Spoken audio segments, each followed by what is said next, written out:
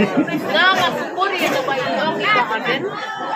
Yan sa dono kuway ka committee ka barit.